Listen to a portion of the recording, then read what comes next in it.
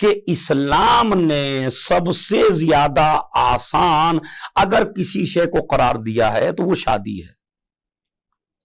شادی سے آسان کوئی چیز اسلام میں نہیں ہے. سب سے آسان ہے شادی.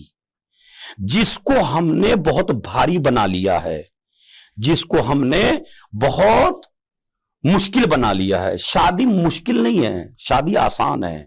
مگر وہ شادی آسان ہے جو اسلامک شادی ہو, جو اسلام کے دائرے میں رہ کے کرنا ہو آپ کو, تو وہ شادی بہت آسان ہے.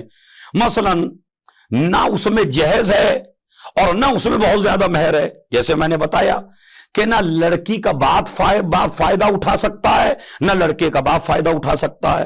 اسی لیے جب مولا علی کی شادی کی, رسول اللہ نے جناب زہرا سے, علی زہرا سے شادی کرنا چاہتے ہو, کہا جی, کہا کچھ ہے, کہا میرے پاس تلوار ہے, میری زرہ ہے. کہا آپ ایسا ہے, تلوار تو آپ اپنے پاس رکھیے, جہاد میں کام آئے گی, یہ جو زرہ ہے اسے بیچ دیجئے.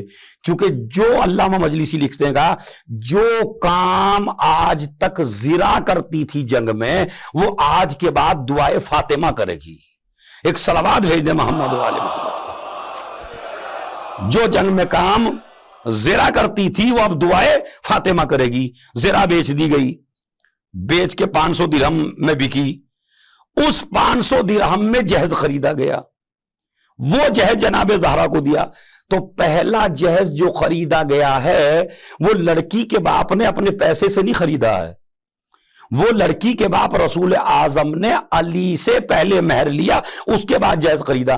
تو اگر ہم اسی اصول پر قائم رہتے کہ جب بھی لڑکی کا باپ جہیز دے اپنی بیٹی کو تو پہلے لڑکے سے مہر لے, اور جتنا مہر لے رہا ہے اتنا ہی جہیز دے رہا ہے, تو آج یہ فتنہ فساد نہ برپا ہوتا, آج لڑکی کے باپ اٹیک سے نہ مرتے, آپ لڑکی کا باپ بیچارہ مریض اور پریشان نہ ہوتا. جس کے بیٹیاں ہو جاتی ہیں وہ بیچارہ پریشان ہو جاتا ہے, مقروض ہو جاتا ہے, نہ جانے کس کس سے قرضہ لے کے آتا ہے, بعد میں بیٹی کو جہیز دیتا ہے.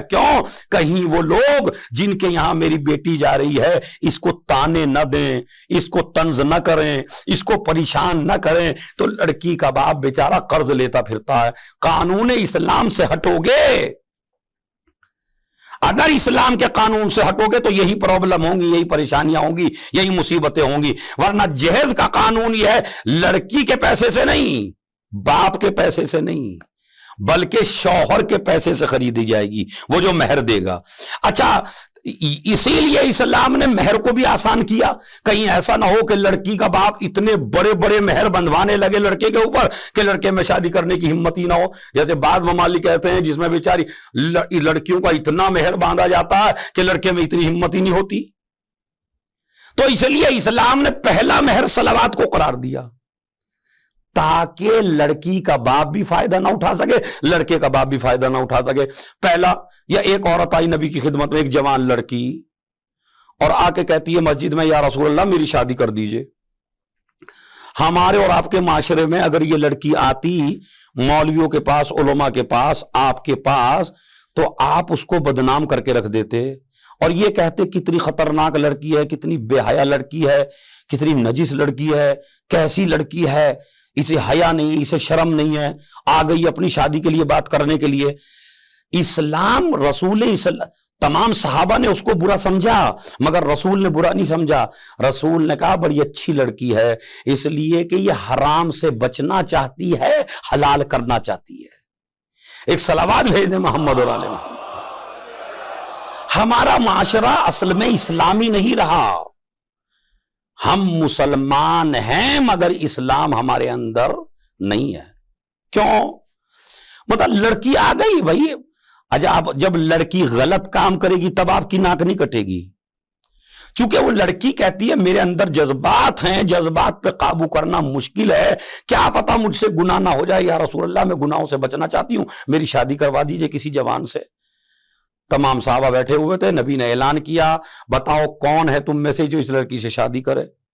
ایک جوان اٹھا, یا رسول اللہ میں کروں گا اس لڑکی سے شادی, اس پاکیزہ لڑکی سے میں شادی کروں گا. نبی نے کہا کچھ دینے کو ہے؟ کہا مال دنیا میں سے کچھ نہیں ہے. کہا بیٹھ جاؤ. دوبارہ پھر کہا کون کرے گا شادی؟ फिर कोई नहीं उठा, फिर वही जवान उठा, फिर तीसरी मर्तबा भी वही जवान उठा। नबी ने फरमाया कुछ है, कुछ तालीम है तुम्हें? उसने कहा हाँ या रसूल अल्लाह, मैं कुरान पढ़ा हुआ हूं, कुरान की नॉलेज मेरे पास है। भाई एक मर्तबा नबी ने लड़की से कहा कि मैं तेरी शादी इस लड़के से कर रहा हूं और इसका महर है कुरान की तालीम। चूंकि तुझे कुरान नहीं आता तो तेरा शौहर तुझे कुरान की तालीम देगा, ये तालीम देना ही तेरा हक महर है। एक सलावत भेजे मोहम्मद और आले मोहम्मद पर। अब देखिए माशरा कितना इस्लामी बन सकता है, मतलब कितना आसान बनाया इस्लाम ने महर को। इधर सलावत महर करार दिया, इधर कुरान की तालीम महर में करार दी। और जो जवान लड़के माशाल्लाह कमा रहे हैं उनको मैं कुछ महर बताना चाहता हूं। मसलन अपनी शादी करिए आप लड़की से, कहिए तेरा महर है हज कराऊंगा तुझे, हज हो जाएगा, मैं तुझे करबला की जियारत कराऊंगा, मैं तुझे मक्के ले जाऊंगा, मैं तुझे मदीने ले जाऊंगा। सारा महर जो है दुनियावी ना रखिए, ऐसा महर रखिए जो आखिरत में तुम्हारे काम आए। यह भी महर हो सकता है कि तुम्हारा महर यह है कि मैं एक गरीब की फीस दिया करूंगा। तवज्जो चाहता हूं, ये बीवी के भी काम आएगा, तुम्हारे भी काम आएगा। मसलन एक गरीब लड़का है, उसकी फीस देने को पैसा नहीं है, वो तालीम हासिल करना चाहता है, आप अपनी बीवी का महर रखिए 2 बच्चों की फीस दिया करूंगा तो, या 1 साल तक दूंगा मसलन। तो ये महर हो सकते हैं, मगर हम इनकी तरफ मुतवज्जे नहीं है। महर मेरा टॉपिक नहीं है, मेरा टॉपिक है बीवी का हक है महर, बीवी का हक है उसका एहतराम करना, बीवी का हक है उससे प्यार से पेश आना, बीवी का हक है उसके खाने का इंतजाम करना, उसके लिए घर का इंतजाम करना, उसके लिए लिबास का इंतजाम करना। ये वाजिबात में से, फिर मैं अपने जवानों को समझा रहा हूं, ये वाजिबात में से है। फर्ज कीजिए अगर आप मस्जिद में लगे रहते हैं, नमाज पढ़ते रहते हैं, दिन रात मस्जिद में हैं और बीवी के लिए खाने का इंतजाम नहीं कर रहे, तो वो अल्लाह आपकी नमाज कबूल नहीं करता, अल्लाह आपको वो रोजा कबूल नहीं करता, अल्लाह वो आपकी इबादतें कबूल नहीं करता। इसलिए कि जिस तरह अल्लाह का हक आपकी गर्दन पे है इबादत, इसी तरह बीवी का हक आपके ऊपर वाजिब है, और वो है उसके लिए रोजी कमा के लाना, उसके लिए घर का इंतजाम करना, उसके लिए लिबास का इंतजाम करना। और यह भी याद रखिए इस्लाम में आपकी फैमिली को मना नहीं किया गया किसी चीज से। अगर आपकी हैसियत 10,000 का सूट पहनाने की है बीवी को तो 10 का पहनाइए। अगर अपनी बीवी को आप महल में रख सकते हैं तो महल में रखिए। अगर अपनी बीवी को आप अच्छे हालात, इस्लाम तो कहता है हमने तुझे मर्द इसीलिए बनाया है ताकि तू कमाए और अपनी फैमिली के साथ अच्छी जिंदगी गुजारे। यह है इस्लाम।